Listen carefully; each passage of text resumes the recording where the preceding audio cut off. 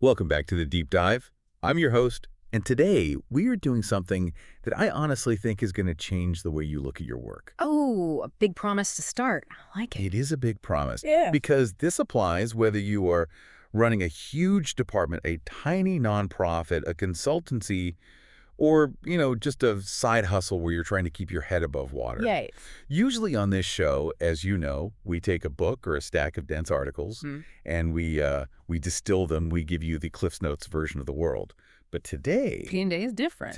we are doing something a little more clandestine. Clandestine. I like the Yeah. sound of that. It sounds dangerous. Like we should be wearing trench coats or something. It feels a little dangerous Yeah.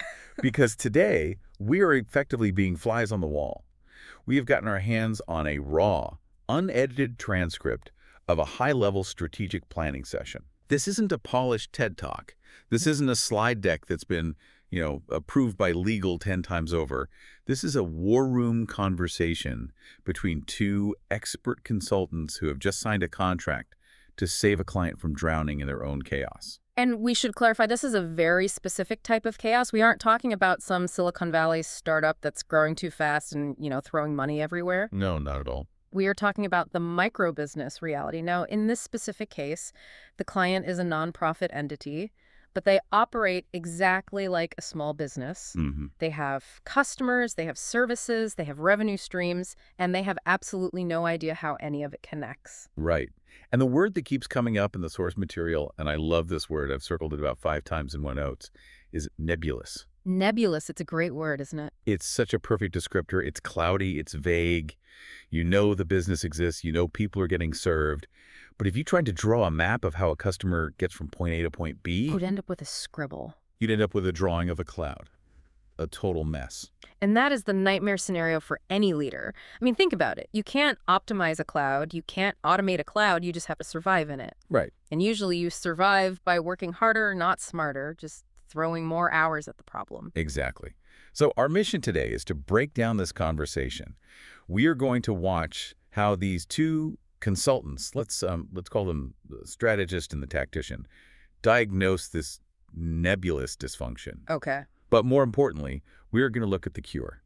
And I'll tell you right now, the cure isn't what you think it is. Yeah. It's not about writing a better business plan. No, it's definitely not. If there is one thing to take away from this entire deep dive, it's the difference between reporting on a problem and prototyping a solution. Prototyping a solution, I like that framing. These consultants don't just plan to do the job, they plan to build a machine that does the job for the client. It's a whole different level of service. We're going to talk about something called Option 3.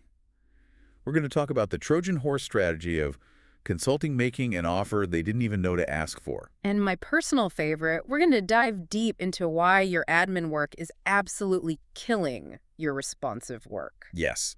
So whether you are a consultant trying to up your game or a business owner just trying to fix your own internal plumbing, buckle up.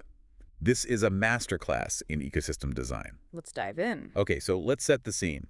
The contract is signed, the ink is dry, the consultants are sitting down, probably with a lot of coffee to figure out the game plan. A lot of coffee for sure. And the first thing they discuss is the framework they sold to the client. They refer to it as Option 3.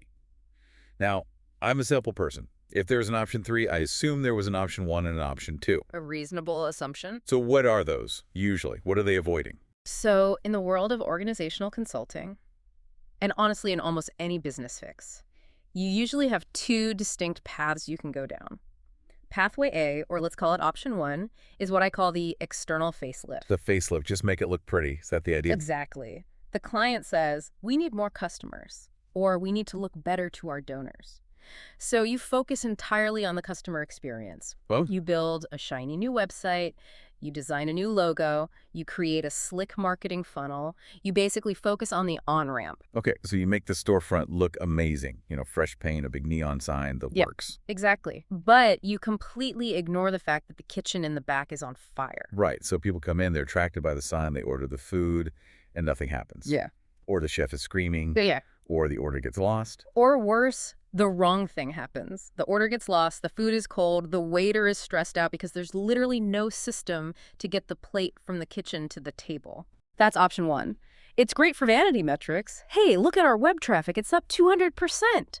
But it's terrible for sustainability. You're just pouring water into a leaky bucket. Okay, so that's a trap. A very common one, I imagine. What's option 2? Option 2 is the opposite extreme. It's the internal capacity route. This is where you ignore the customer for 6 months and you just fix the plumbing. Right. You rewrite the standard operating procedures, the SOPs. You reorganize the digital file cabinets. You do team building exercises. You hire an HR consultant to talk about communication styles and what have you. Which sounds responsible. I mean, that sounds like doing the work. It is responsible, but it's also incredibly dangerous for a micro business. Because while you are deep in the weeds fixing the plumbing, you aren't inviting anyone over. You're not making any money. You aren't generating revenue. You are just organizing. And often you end up building a perfect system for a customer that doesn't exist anymore because they all left while you were cleaning the house. So option 1 is a great party with a broken toilet. Option 2 is a pristine, beautiful bathroom in an empty house. That is a very vivid but startlingly accurate analogy, yes. Got it. You need both to have a functioning home, right? So the consultants in our transcript, they pitched option 3. It's a hybrid model. The strategist in the conversation explicitly says, option 3 takes the best of the customer experience work and marries it with internal capacity building. It's a marriage. I like that. They have to happen together. They have to be. The core insight here, and if you are running a small team, please write this down, is that you cannot fix the customer experience if the internal engine is broken. Right. But you can't just fix the engine in a vacuum in a lab somewhere. You have to fix the engine so that it can drive the car to where the customer actually is. They have to inform each other. So practically, what does option 3 look like for this project? I mean, how do you do 2 massive things at once without going completely crazy? Well, it means they are splitting their focus into parallel tracks. On one track, they are designing the ecosystem, the customer journey, the intake process, the whole front of house experience. Okay.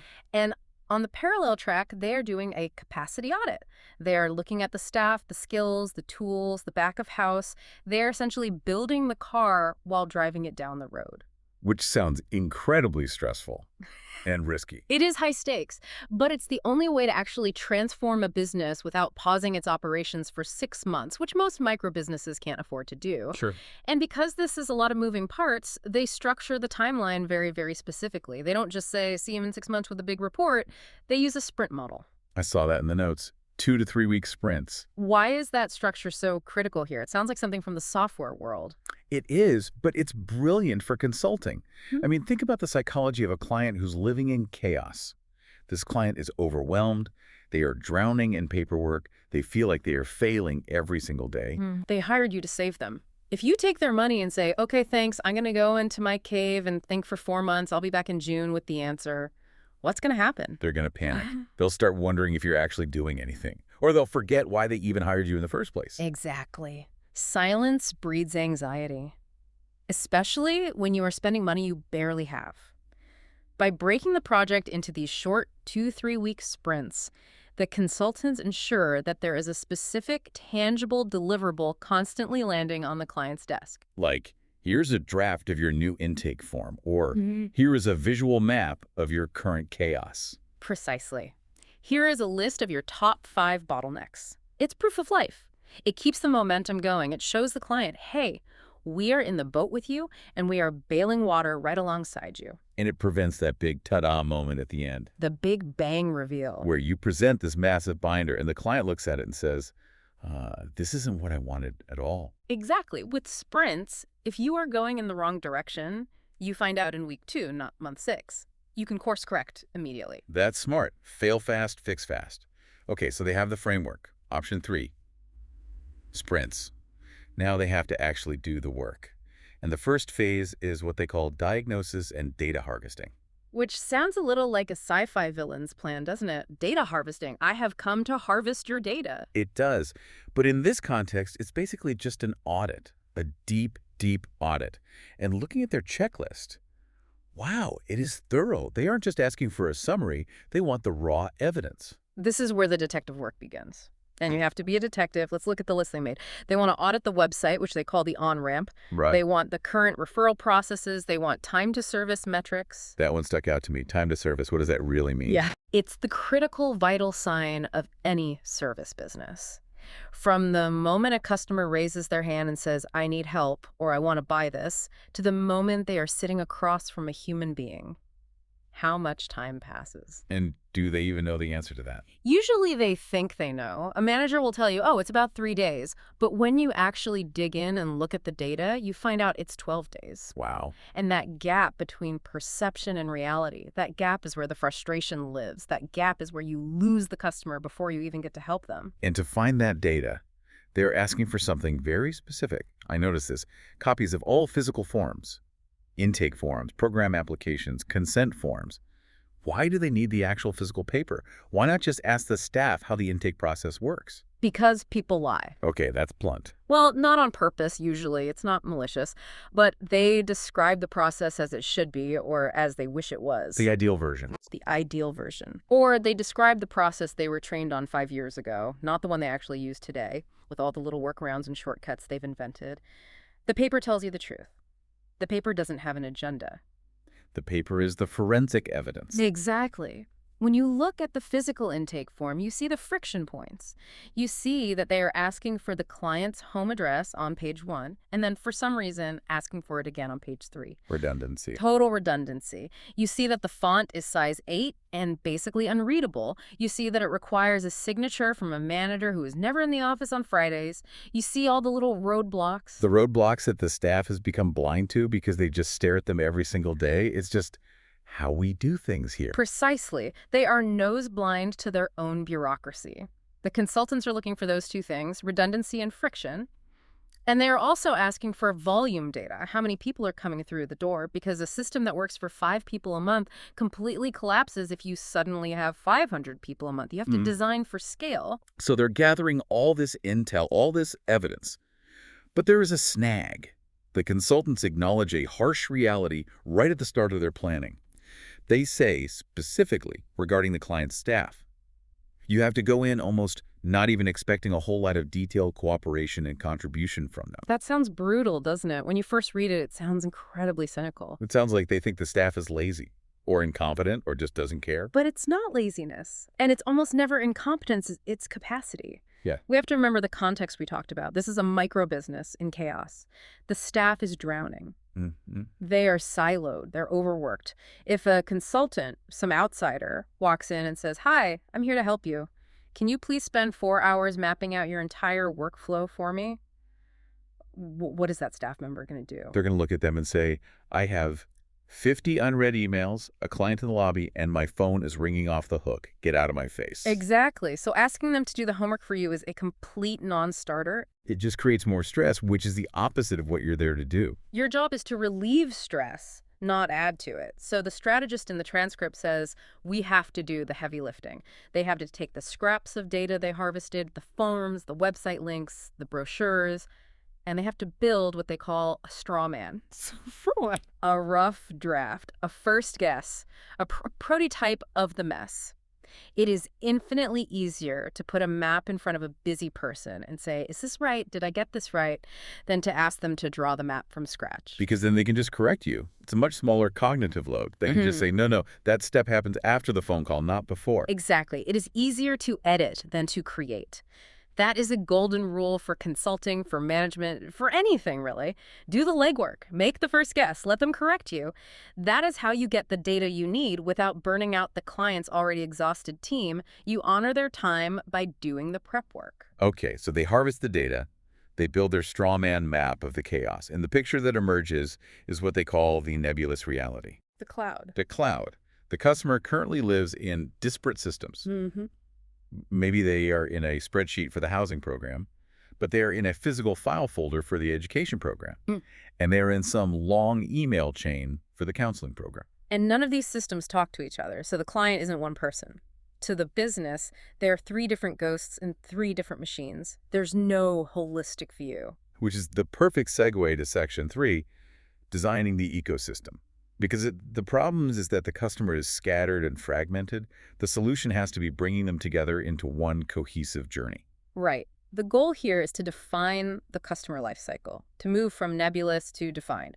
And the core concept the consultants pitch is the universal intake. The front door. I love this concept. It's so simple but so powerful. The single front door. Think about a hospital emergency room. It doesn't matter if you have a broken leg, a suspected heart attack, or the flu. You all walk in the same door, go to the same desk, you give your name once. And then they sort you out. They're the experts. They figure out where you need to go. Exactly. They triage you. Broken leg, go left to radiology. Flu, go right to waiting room B. Currently, this client has 5 different doors for 5 different programs, and the customer has to guess which one to walk through. So they might call the wrong person, get told, oh, you need to talk to Sharon for that. Hang up, call another number. Get a voicemail, leave a message, never hear back. It's a terrible experience. The consultants want to build a universal intake that captures everyone, creates a single central record, and then intelligently sorts them into the right part of the ecosystem.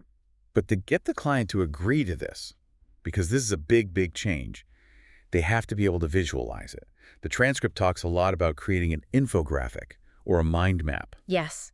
And this isn't just to make it look pretty for a presentation. It's a crucial diagnostic tool. How so? What makes a drawing more powerful than a written description? Because text is slippery. You can write a paragraph that says, customers are processed and then sent to the appropriate department. That sounds fine. It reads well. It makes sense on the page. Sure. But when you try to draw that as a flowchart, you immediately realize you have questions. Wait, who processes them? How exactly do they get sent? Is it an email, a phone call, a piece of paper? What happens if the department doesn't answer the phone? The line on the map has to go somewhere specific. It can't just end in midair. Exactly. Visuals force logic. They force you to confront the if-then scenarios. If the customer is eligible for our program, they go down this path. Okay, great. But what if they are not eligible? Where does that arrow go? Right. Do we just kick them out? Or is there a process to refer them to a partner organization? And if the arrow on your map just points to empty space? Then you have a hole in your business where customers are falling out and disappearing. You got it. The consultants use the infographic to force the client to see their own business clearly, maybe for the very first time, and it forces them to define what success looks like at each milestone. What does it mean to complete this step? So they've diagnosed the chaos. They've drawn the map with a solution. But now we get to the part that I think is the real secret sauce of this entire deep dive. Section 4, the pivot, or as I like to call it, the Trojan Horse. This is where the business strategy gets really brilliant. And it's a lesson for anyone who sells services, not just consultants. This is how you really expand a business relationship and become indispensable. The consultants are looking at their contract, and the contract says essentially, deliver a strategic plan. It asks for a document, a PDF, a binder full of recommendations. Right. Please analyze our problems and write us a nice long report. That is the standard consulting gig. It's safe. It's what's expected. But the strategist looks at the tactician and says, and I'm paraphrasing from the transcript, if we just write a report, it will be a huge waste of time. A huge waste. He says it will result in absolutely nothing. Why? I mean, they did the job. They fulfilled the contract. They got paid. Why is it a waste of time? Because they know their client. This is a micro business drowning in chaos. They don't have an IT department. They don't have a project management office. If you hand them a 50-page report that says, recommendation number 1, you should build a centralized CRM system, what are they actually going to do with that? They're going to look at it and say, that's a good idea. Put the report on a shelf and go back to answering the 50 emails in their inbox. Exactly. It's a nice idea they don't have the time, money, or expertise to implement. So the report is just an expensive reminder of their failure. There's a paperweight. It doesn't actually solve the problem. So the consultants realize there is a massive gap. The client has no centralized system. But, and this is an interesting detail, they note that the client is part of a larger national network. But that network doesn't force them to use a specific software. Which is a double-edged sword, right? On the one hand, it means they have no technical support from the mothership. On the other hand, it also means they have no legacy code. They aren't tied to some ancient mainframe from 1995 that nobody knows how to fix. That's a greenfield, a blank slate. They can build whatever they want from scratch. It is. So the consultants decide to make an unasked offer. Even though the contract only calls for a plan, a document, they decide to build a working prototype of the system. Wait, they're going to build the software? They're going to build a functional prototype, a living sample. They talk about using a low-code digital form builder, something simple and fast. They want to create that universal intake form they designed. But they aren't just going to show them a picture of the form. No. They're going to configure the back-end automation. So they want to show that when a customer fills out Form A, the system automatically triggers options B, C, and D in the background. They want to show that the data moves from one place to another without a human having to touch it. that is a bold move. They aren't being paid to build software. They're being paid to write a plan. Isn't this just classic scope creep? It is, but it's strategic scope creep. This is how you expand a business. This is how you go from being a vendor to being a partner. They aren't just fulfilling the contract, they're demonstrating the next level of value. They are positioning themselves to be the ones who inevitably get hired to implement the full system. It's the difference between describing a car to someone, reading them the spec sheet Right. and tossing them the keys for a test drive. Precisely. If you tell a stressed out manager you need a CRM, they hear, more work, more training, more headaches, another thing I don't have time for. But if you show them a system where they click a single button and 3 hours of their most annoying daily work just disappears, they hear salvation. And the way they plan to unveil this prototype is just genius. They call it game night. Yes, the game night. It's brilliant. Tell us about this, because usually strategic planning presentations are the most boring, soul-crushing meetings on earth. Usually, yes. It's death by PowerPoint, slide after slide of bullet points. Everyone in the room is just nodding and secretly checking their phones under the table. Been there. But the consultants completely flip the script. They say, we're going to have a workshop, and we're going to get pizza. Pizza's key. Never underestimate the power of pizza. Pizza is essential. It disarms people. It makes it feel collaborative, not like a lecture. But the core idea is a simulation. They create specific customer avatars, let's say John Doe, and they create a few common scenarios. Okay. Scenario 1, John Doe walks in the door and needs housing assistance. Scenario 2, Jane Doe calls and needs credit repair services. Okay. Real-world situations their staff deals with every day. Then they have the staff, the actual caseworkers, sit down at the computers, and they have them play the cards through the new prototype system. So the staff member physically types in John Doe and his information into the new universal intake form. And they hit submit. And then they just watch the screen. And ping! The housing coordinator gets an automated notification with all of John's info. Ping. A new digital file is created for John in the cloud. Ping. A confirmation email automatically goes out to John saying, we've received your application and someone will be in touch within 24 hours. They see the automation happen in real time. They see the work being done for them. They feel it. That is the operative word here. They feel the relief. They feel the cognitive load being lifted off their shoulders. The thought process is, wait, I don't have to walk down the hall and leave a sticky note on the housing director's desk anymore. The system just told them. That creates instant buy-in, doesn't it? It does. It turns the staff from potential resistors into champions for the new system.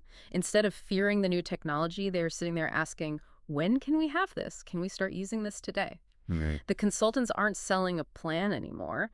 They are selling a future where the staff gets to go home on time. That is powerful. And it connects directly to the next section of their plan, Section 5, internal capacity. Because the goal isn't just to have cool software.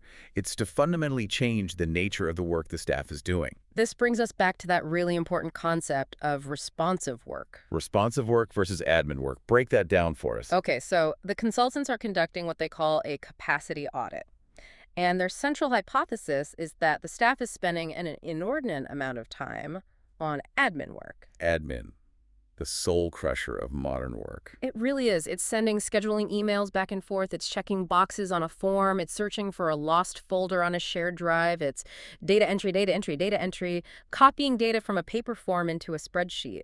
This is low-value, high-effort work. It's robotic work that humans are not very good at. That someone has to do it right. The system should do it. That is the entire point. Because if you're highly trained, empathetic caseworker is spending 4 hours a day filing digital papers, they aren't doing responsive work. What exactly is responsive work? It's the human stuff.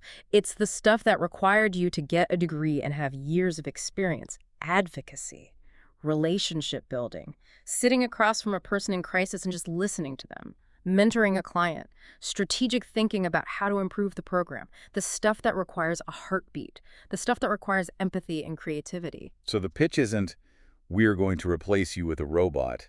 It's, we are going to give the robot work to the robot so you can be more human. Exactly. We are automating the bureaucracy so you can focus on the mission. That is the value proposition of the microbusiness ecosystem.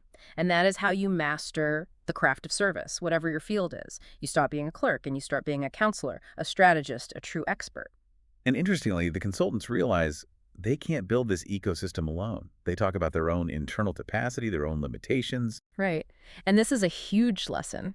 You have the strategist, who is the visionary, the big picture thinker, and you have the tactician, who is the data guy, the process mapper. But they realize they need a third piece to the puzzle. They discuss bringing in a specialist they call Art. Not the tech guy. Art is the specialist who will actually design the infographic and configure the software prototype. And this is a subtle but incredibly important lesson for any microbusiness owner listening. The consultants don't try to be everything to everyone. Right. They don't say, well, I guess I'll learn graphic design on the fly. They don't try to fake their way through the technical configuration. Should stay in their lane and partner up. They expand their own capacity by partnering. They bring in an expert to ensure the prototype is slick, professional, and actually works. It's a microcosm of what they are teaching the client. Use the right tool or the right person for the job. If you want to grow a micro business, you have to stop trying to be the CEO, the janitor, the IT guy, and the graphic designer all at once. It's not sustainable. Okay, so we have the system design, we have the people freed up to be human again, but you still need rules, right? You can't just have a free-for-all. This brings us to section 6, quality service and compliance. Compliance. Probably the most boring word in the English language. It sounds like a punishment. You are out of compliance. It sounds like you're about to get a lecture from HR. It usually implies policing. A manager looking over your shoulder. Did you fill out your report? Did you sign the log? But these consultants, once again, they flip the script on compliance too. They introduce a concept that I call the button theory. The button theory. I like it. Explain. Okay, let's imagine an HR process, hiring a new employee. In the old world, the nebulous world, you decide to hire John. You tell John he's hired. Then you have to remember to email IT to order a laptop. You have to remember to email payroll to set him up. You have to remember to email security for a building access badge. And if you get distracted by another emergency, you forget one of those steps. And John shows up on his first day, and he has no laptop, no badge, and no paycheck set up. He sits in the lobby for 4 hours, feeling like he made a huge mistake joining this company. The entire compliance of the hiring process relied on your memory. Which is a terrible system. Our brains are not hard drives. We forget things. In the new ecosystem, compliance is baked into the button. When you click the Hire John button in the system, it shouldn't just be a note to self. It should trigger a cascade of actions. A domino effect. Yes.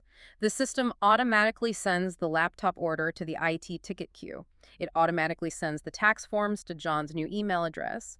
It automatically notifies security to print a badge. You don't do compliance. Compliance happens as a byproduct of you pressing the button. I love that. And they talk about enforced standards, too. Right. They call it the upload rule. Right. This is so small. The system can be set up so that you literally cannot mark a task as complete unless you have uploaded the required document. So you can't pencil whip it. You can't just tick the box to get your boss off your back and say you did it when you didn't. You can't lie to the software. If the signed consent form isn't there, the Mark as Complete button is grayed out.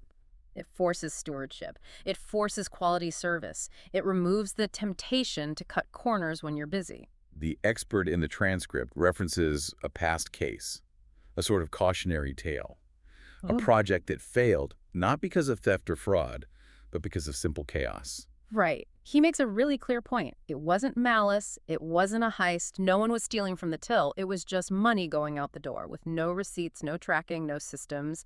It was just pure, unadulterated incompetence born from chaos. But the end result is the same.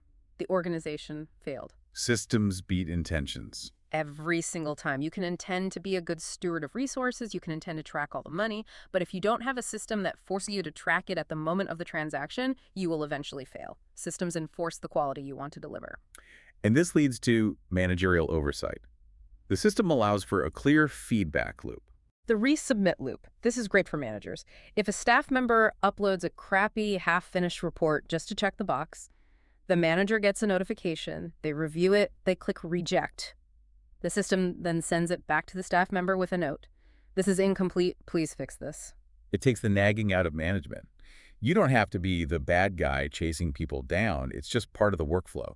It removes the personal friction. And it generates data. This is the final piece of the quality puzzle. KPIs. Key performance indicators. The company's report card. Exactly. If you have a system, you can measure things. How many people did we serve this month? How long did it take on average? Where are clients getting stuck in our process? The consultants plan to work with the client to identify the top 5 metrics for each department. And they make a really good point here. Don't try to track everything. Oh, that's a classic mistake. You can't track 120 processes. You'll just drown in data you never look at. Track the top 25 processes that impact 80% of your outcomes. Focus on the big levers. Okay, we are coming into the home stretch. We have the diagnosis, the design, the prototype, and the rules of the new ecosystem. Yeah. Section 7, the path forward. How do they actually land this plane and make it a reality? They map out a very tight, very aggressive timeline. Because, again, urgency is a tool to fight against inertia. April 1st. They plan to wrap up all the data harvesting and the focus groups. They hand off all that raw material to Art, their technical partner. Art completes the first draft of the infographic. The visual journey is locked in. The client can finally see the future state. The sample system, the working prototype, is built. The game night scenarios are scripted and ready to go. So by the beginning of summer, they have a working machine they can put in front of the staff. And then June and July are for the workshops. Testing it, breaking it, letting the staff play with it and give feedback. This button should be over here. Can we add a field for this? So they're co-creating the final version with the team. Exactly, more buy-in. And the final deliverable isn't just the system itself, it is a transition plan. This is crucial. It's one thing to have a shiny new car.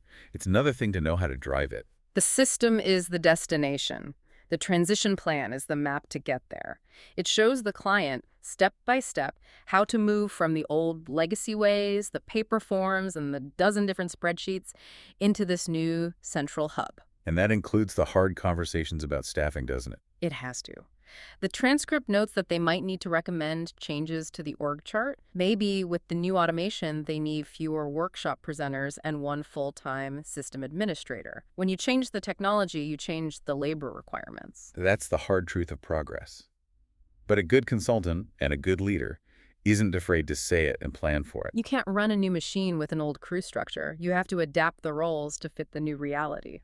So bringing it all together, this has been a massive deep dive.